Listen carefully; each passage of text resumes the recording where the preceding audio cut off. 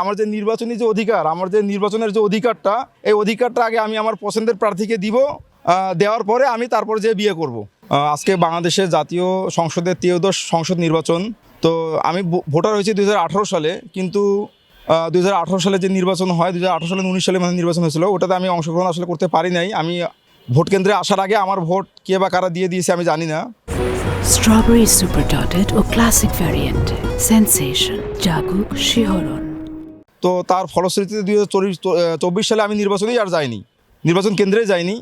তো আজকে ত্রয়োদশ জাতীয় সংসদ নির্বাচন আমি অত্যন্ত উৎসাহী, এবং আমি যে বিয়ের পোশাক পরিহিত অবস্থায় এসেছি, যে আগে ভোট দিব তারপরে যে আমি বিয়ে করব। আজকে আমাদের জন্য অত্যন্ত একটা আনন্দের দিন, এবং আমি চাই আপনারা সকলে আসুন নির্বিঘ্নে উৎসবমুখর পরিবেশে এসে বাংলাদেশ ত্রয়োদশ জাতীয় সংসদ নির্বাচনে অংশগ্রহণ করুন, এবং দেশ পরিবর্তনের জন্য অবশ্যই হ্যাঁতে ভোট দিন, এবং আপনারা আপনাদের পছন্দ দেখে শুনে পছন্দের প্রার্থীকে ভোট দিন। আমি আসলে আমার বিয়ের আসর থেকে উঠে এসেছি। আমার যে নির্বাচনী যে অধিকার, আমার যে নির্বাচনের যে অধিকারটা, এই অধিকারটা আগে আমি আমার পছন্দের প্রার্থীকে দিব।